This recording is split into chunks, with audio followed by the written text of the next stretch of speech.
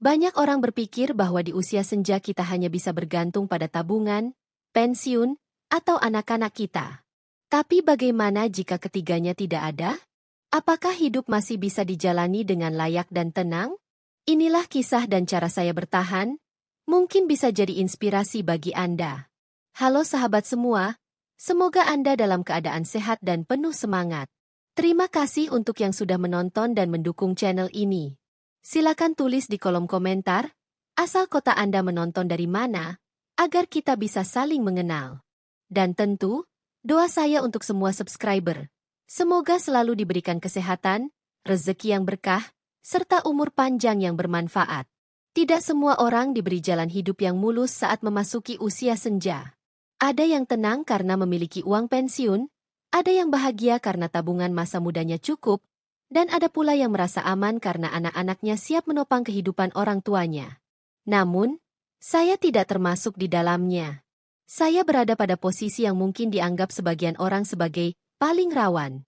Tidak ada uang pensiun, tidak punya tabungan yang bisa ditarik sewaktu-waktu, dan tidak sepenuhnya bergantung pada anak. Awalnya, kenyataan ini terasa begitu pahit. Seperti ditampar kenyataan bahwa apa yang sudah saya jalani di masa lalu, kerja keras bertahun-tahun, ternyata tidak meninggalkan jejak berupa jaminan hidup. Bukan berarti saya malas bekerja atau tidak memikirkan masa depan. Hanya saja, perjalanan hidup seringkali tak sesuai rencana. Saat muda, penghasilan habis untuk biaya sekolah anak, memenuhi kebutuhan sehari-hari, dan sesekali untuk menutup utang. Sementara itu, kesempatan menabung atau berinvestasi seolah tidak pernah benar-benar hadir. Ketika memasuki usia senja, rasa cemas mulai menghantui.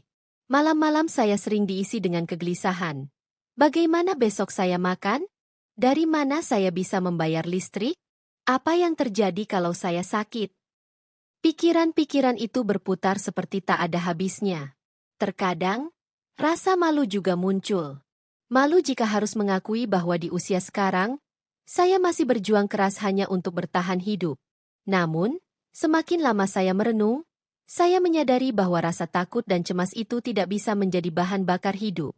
Justru rasa takut itu bisa melumpuhkan. Akhirnya, saya belajar menerima kenyataan, ya, saya memang tidak punya pensiun, tidak punya tabungan, dan tidak ingin terlalu membebani anak-anak. Tetapi, itu bukan akhir dari segalanya. Saya masih bisa berdiri, masih bisa bergerak, dan masih bisa mencari cara agar tetap bertahan dengan kondisi yang ada. Kehidupan memang tidak selalu memberi kita apa yang kita harapkan. Tapi dari titik inilah saya belajar bahwa bertahan hidup bukan hanya tentang uang, melainkan juga tentang keberanian, kesabaran, dan kemampuan beradaptasi. Saya harus berani mengubah cara pandang, sabar dalam menerima keterbatasan, serta mau mencari jalan baru agar hari-hari tetap bisa dijalani meski sederhana. Setelah menerima kenyataan bahwa saya tidak memiliki pensiun dan tabungan, langkah pertama yang harus saya lakukan adalah mengubah pola hidup. Jika dulu saya terbiasa mengikuti arus konsumsi, membeli sesuatu karena keinginan, sekarang saya belajar mengerem diri dan hanya fokus pada kebutuhan yang benar-benar penting. Perubahan ini bukan perkara mudah. Ada rasa berat, apalagi ketika melihat orang lain masih bisa belanja dengan bebas, makan enak di restoran, atau jalan-jalan tanpa harus memikirkan uang. Tapi bagi saya, hidup sederhana adalah satu-satunya jalan agar tetap bisa bertahan. Saya mulai dari hal yang paling dekat, yaitu makanan. Dulu, hampir setiap minggu saya terbiasa membeli lauk siap saji di warung atau sesekali memanjakan diri dengan makanan instan. Sekarang, saya belajar kembali ke dapur. Memasak sendiri dengan bahan sederhana jauh lebih hemat. Saya lebih sering membeli sayur di pasar pagi yang harganya masih murah, menanam cabai dan kangkung di pekarangan kecil, bahkan memanfaatkan sisa nasi untuk dijadikan nasi goreng agar tidak terbuang. Menu harian saya mungkin sederhana. Nasi, sayur bening, tahu, atau tempe, tapi justru dari kesederhanaan itu saya menemukan rasa syukur. Selain makanan, saya juga belajar menghemat penggunaan listrik dan air. Lampu hanya dinyalakan seperlunya. Televisi jarang saya hidupkan kecuali benar-benar ingin menonton berita, dan kipas angin hanya digunakan saat cuaca benar-benar panas. Begitu pula dengan air. Saya tidak lagi membiarkan keran terbuka sia-sia. Semua kebiasaan kecil ini, walaupun tampak remeh, ternyata membuat perbedaan besar dalam pengeluaran bulanan. Perubahan gaya hidup ini bukan sekadar soal uang, tetapi juga mental. Saya melatih diri untuk merasa cukup dengan apa yang ada. Saat melihat tetangga membeli barang baru, dulu mungkin ada rasa iri. Sekarang, saya belajar menahan hati dan berkata pada diri sendiri, saya tidak butuh itu untuk bahagia. Dengan pola pikir ini, saya lebih tenang. Tidak lagi terjebak pada standar hidup orang lain, tapi fokus pada kenyamanan diri sendiri. Ada satu hal menarik yang saya rasakan setelah hidup sederhana. Ternyata hidup terasa lebih ringan. Saya tidak lagi dikejar-kejar rasa ingin memiliki ini dan itu. Saya lebih bebas menentukan prioritas, dan anehnya, justru lebih damai. Dari sini saya memahami bahwa kebahagiaan bukan datang dari banyaknya barang yang dimiliki, melainkan dari hati yang bisa berkata cukup. Saat tidak punya tabungan dan pensiun, saya sadar bahwa satu-satunya modal terbesar saya adalah keterampilan. Walau usia sudah senja, ternyata masih ada hal-hal kecil yang bisa saya lakukan untuk menghasilkan uang. Banyak orang berpikir bahwa di usia tua, kita hanya bisa diam dan bergantung. Tapi kenyataannya, selama tubuh masih bisa bergerak dan pikiran masih bisa bekerja, ada saja peluang yang bisa digarap. Saya mulai melihat kembali ke masa lalu. Apa saja yang pernah saya kuasai? Ternyata, banyak keterampilan kecil yang selama ini terabaikan. Saya bisa menjahit sederhana, sekadar memperbaiki celana sobek atau mengganti kancing baju. Pekerjaan kecil ini mungkin terlihat remeh, tapi cukup banyak tetangga yang membutuhkannya. Dari setiap jahitan, meskipun hanya mendapat upah kecil, tetap bisa membantu membeli lauk untuk makan. Selain menjahit, saya juga mencoba membuat kue sederhana seperti pisang goreng, onde-onde, atau kue cucur. Hasilnya saya titipkan ke warung kecil dekat rumah. Tidak selalu laris, tapi ada saja yang terjual. Kegigihan kecil ini memberi saya rasa percaya diri, bahwa meski usia menua, saya masih bisa produktif. Bahkan, saya merasa lebih berharga karena masih bisa memberi sesuatu, bukan hanya menerima. Keterampilan lain yang saya manfaatkan adalah bercocok tanam. Di halaman sempit, saya menanam cabai, kangkung, bayam, dan singkong. Hasilnya tidak banyak, tapi setidaknya bisa mengurangi biaya belanja sayur harian. Sesekali, kalau panen lebih, saya bagikan ke tetangga atau dijual dengan harga murah. Dari sini, saya belajar bahwa tanah sekecil apapun tetap bisa menjadi sumber kehidupan bila dikelola dengan sabar. Selain itu, saya juga mulai belajar hal-hal baru dengan bantuan ponsel. Saya menonton video singkat tentang kerajinan tangan dari barang bekas. Botol plastik diubah menjadi pot bunga, kardus bekas dijadikan rak kecil, dan kain perca dijahit jadi keset. Hasilnya tidak sempurna, tapi cukup bermanfaat. Ada kepuasan tersendiri saat bisa mengubah sesuatu yang dianggap sampah menjadi barang bernilai. Yang terpenting dari semua ini bukan besar kecilnya hasil, melainkan sikap pantang menyerah. Keterampilan kecil adalah jembatan saya untuk tetap berdiri di tengah keterbatasan. Mungkin tidak membuat saya kaya, tetapi cukup untuk bertahan dan menjaga harga diri. Saya tidak harus selalu menengadahkan tangan, karena saya masih bisa berusaha dengan tenaga dan kemampuan yang saya punya. Di usia senja, kesehatan menjadi harta yang paling berharga. Namun, justru inilah tantangan terbesar ketika tidak memiliki pensiun ataupun tabungan. Biaya berobat sangat mahal, apalagi jika harus bolak-balik ke rumah sakit. Dari sinilah saya menyadari bahwa menjaga kesehatan jauh lebih penting daripada mengobati. Dengan kondisi keuangan yang terbatas, saya harus menemukan cara agar tubuh tetap kuat tanpa menguras dompet. Saya memulainya dari hal sederhana, berjalan kaki setiap pagi. Aktivitas ringan ini tidak membutuhkan biaya, tapi manfaatnya luar biasa. Dengan berjalan kaki, tubuh terasa lebih segar, pernapasan lebih teratur, dan pikiran pun menjadi tenang. Saya tidak perlu ke gym atau membeli alat olahraga mahal. 10-15 menit berjalan di sekitar rumah sudah cukup membuat tubuh berkeringat dan jantung lebih sehat. Selain itu, saya juga mengubah pola makan. Jika dulu saya sering tergoda makanan instan karena praktis, sekarang saya lebih banyak mengonsumsi sayur dan buah dari kebun kecil sendiri. Kangkung, bayam, singkong, atau bahkan daun pepaya saya olah menjadi lauk sederhana. Saya juga rajin minum air hangat setiap pagi, sesuatu yang sering disepelekan, tapi ternyata sangat bermanfaat bagi pencernaan. Saya juga belajar menggunakan tanaman herbal yang ada di sekitar rumah. Jahe, kunyit, dan serai sering saya rebus menjadi minuman hangat. Rasanya sederhana, tetapi tubuh terasa lebih bugar.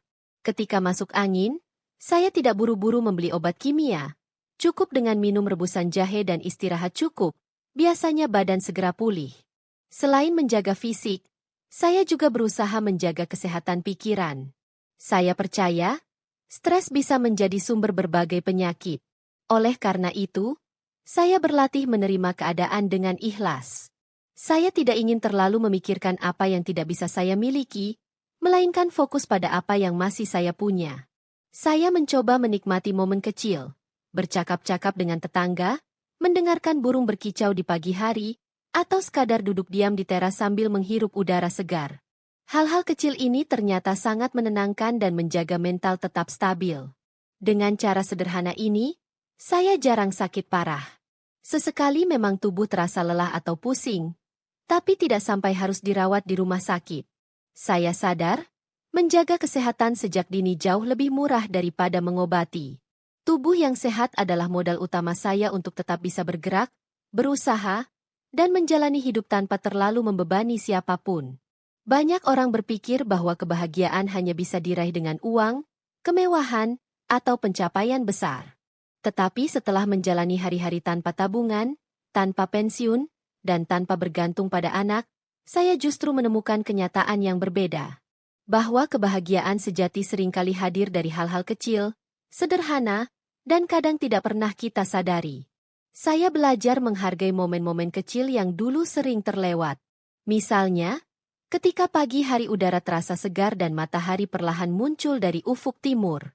Dahulu, pemandangan itu biasa saja, tetapi sekarang saya menikmatinya dengan penuh syukur.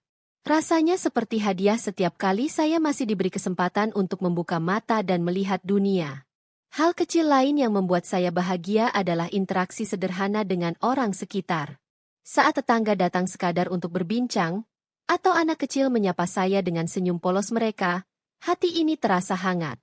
Ternyata, tidak perlu pesta besar atau perjalanan jauh untuk merasa dihargai. Sapaan ramah dan senyum tulus sudah cukup untuk membuat saya merasa bahwa keberadaan saya masih berarti. Saya juga menemukan kebahagiaan dari aktivitas sederhana sehari-hari. Menyiram tanaman di pekarangan, mendengar suara ayam berkokok, atau sekadar duduk di kursi tua sambil minum teh hangat. Semuanya menghadirkan rasa damai. Saya merasa lebih dekat dengan alam, lebih peka terhadap hal-hal kecil yang dulu mungkin saya abaikan karena terlalu sibuk mengejar materi. Selain itu, saya belajar menemukan kebahagiaan dari dalam diri. Saya tidak lagi membandingkan hidup saya dengan orang lain. Memang benar, tetangga saya ada yang hidup lebih berkecukupan, memiliki kendaraan baru, atau rumah megah. Tapi saya menyadari, iri hati hanya akan menambah penderitaan. Saya memilih untuk berkata pada diri sendiri, saya cukup. Saya bahagia dengan apa yang saya miliki saat ini. Dan kalimat itu sungguh memberi ketenangan luar biasa. Rasa syukur menjadi kunci. Meski hidup saya jauh dari kata sempurna, saya bersyukur masih bisa berjalan, makan, tertawa, bahkan masih bisa berusaha dengan tenaga sendiri. Bersyukur membuat hati ini tidak pernah kosong, meski dompet tipis sekalipun. Saya yakin, kebahagiaan tidak selalu datang dari besar kecilnya harta, melainkan dari kemampuan hati untuk menerima dan menikmati setiap detik kehidupan. Banyak orang tua merasa bahwa di masa tua, anak-anaklah yang menjadi tumpuan hidup. Sebagian bahkan beranggapan bahwa sudah menjadi kewajiban anak untuk menanggung seluruh kebutuhan orang tua. Namun, saya memilih jalan yang berbeda. Saya tidak ingin menggantungkan hidup sepenuhnya pada anak-anak saya. Bukan karena mereka tidak peduli, melainkan karena saya ingin mereka bisa hidup dengan tenang tanpa terbebani oleh keadaan saya. Saya paham betul bahwa anak-anak sekarang menghadapi tantangan hidup yang tidak ringan. Biaya hidup semakin tinggi, pekerjaan tidak selalu stabil, dan kebutuhan keluarga mereka pun terus bertambah. Jika saya menambah beban dengan mengandalkan mereka sepenuhnya, saya khawatir justru membuat hubungan kami menjadi renggang. Saya tidak ingin anak-anak merasa terpaksa membantu, lalu di balik itu menyimpan rasa kesal atau beban dalam hati. Meski begitu, bukan berarti saya menolak bantuan mereka. Setiap kali mereka memberi sedikit rezeki, saya menerimanya dengan rasa syukur yang dalam. Saya tidak melihat jumlahnya, tetapi lebih kepada niat baik dan cinta yang mereka tunjukkan. Bahkan sekadar perhatian kecil, seperti menanyakan kabar atau membelikan makanan, sudah cukup membuat hati saya bahagia. Dari situ saya belajar bahwa kebersamaan jauh lebih penting daripada uang. Saya juga berusaha menjaga kemandirian sebisa mungkin. Selama tubuh masih bisa bergerak, saya ingin tetap berusaha memenuhi kebutuhan sendiri. Bagi saya, mampu membeli beras dari hasil kerja kecil-kecilan jauh lebih membanggakan daripada menunggu pemberian. Ada harga diri yang terjaga, ada semangat yang tetap menyala, meski dalam kesederhanaan. Namun, di balik semua itu, doa saya tidak pernah putus untuk anak-anak. Setiap kali selesai salat, saya memohon kepada Tuhan agar mereka diberikan kesehatan, rezeki yang luas, dan kebahagiaan dalam keluarga mereka. Doa inilah yang menjadi warisan terbaik yang bisa saya berikan. Karena saya percaya doa orang tua adalah salah satu kekuatan paling besar dalam hidup seorang anak. Dengan cara ini, hubungan saya dengan anak-anak tetap hangat. Tidak ada rasa terpaksa, tidak ada beban, hanya kasih sayang yang tulus. Saya merasa lebih tenang menjalani hari-hari, karena meski saya tidak sepenuhnya bergantung, saya tetap dikelilingi cinta mereka. Dan itulah yang membuat saya yakin, sekalipun tanpa pensiun, tanpa tabungan, hidup ini masih bisa dijalani dengan damai, selama hati tetap penuh rasa syukur. Sahabat semua, begitulah kisah saya bagaimana bertahan hidup meski tanpa pensiun, tanpa tabungan, dan tanpa bergantung penuh pada anak-anak. Hidup sederhana, memanfaatkan keterampilan kecil, menjaga kesehatan dengan cara alami, serta belajar menemukan kebahagiaan dari hal-hal sepele membuat saya tetap bisa melangkah hingga hari ini.